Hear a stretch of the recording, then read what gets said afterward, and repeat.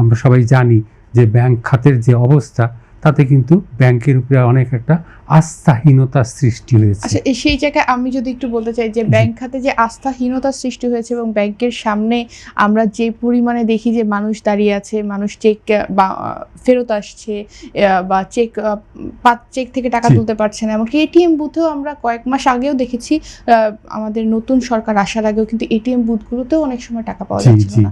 এটা তো মানুষের মধ্যে এক ধরনের ভীতির সৃষ্টি করেছে, তাই নয় কি? সেক্ষেত্রে কি মানে পরিস্থিতি কোন দিকে যাচ্ছে?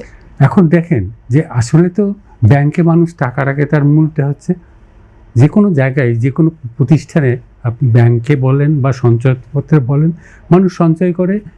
যদি আস্থা না থাকে তাহলে সেখানে সঞ্চয় করবে না। কারণ আপনি আপনার যে সঞ্চিত অর্থ, এটা আপনি যখন ব্যাংকে রাখবেন, তার মানে আপনাকে এটা থাকতে হবে, প্রথম যেটা জিনিস থাকতে হবে, আস্থাটা থাকতে হবে। কারণ তারা চাইবে যে ব্যাংকে আমি অর্থটা রাখলে যখন আমার প্রয়োজন আমি তখন সে টাকাটা আমি তুলতে পারবো, ব্যবহার করতে পারবো, আবার সেটা যদি আমি রাখতে পারি, তারপর এইভাবেই তো ব্যাংক চলে, তাই না?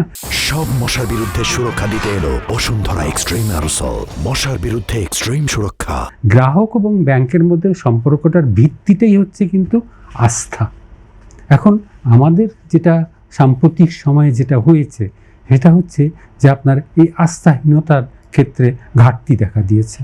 তার মূল কারণটা হচ্ছে যে আপনার যেহেতু বাংলাদেশের ব্যাংক খাত এখন এমন একটা পর্যায়ে গেছে যে বেশিরভাগ ব্যাংকই কিন্তু, যেমন আমানতকারীর অর্থ তারা ফেরত, আপনি যেটা বললেন, তারা কিন্তু অর্থ ফেরত দিতে পারছে না। আপনি ব্যাংকে যাচ্ছেন, আপনার আমানতে অর্থ আছে, কিন্তু ব্যাংকের কাছে তারল্য নাই, যেহেতু ব্যাংক খাতগুলো বিভিন্ন কারণে তাদের যে আপনার অর্থ প্রাপ্তি, তাদের যে তারল্য, বিশেষ করে যেগুলো দুর্বল ব্যাংক, এর যেহেতু তারল্য নেই, কাজে তারা কিন্তু গ্রাহকের যে চাহিদা এটা মেটাতে সক্ষম হচ্ছে না।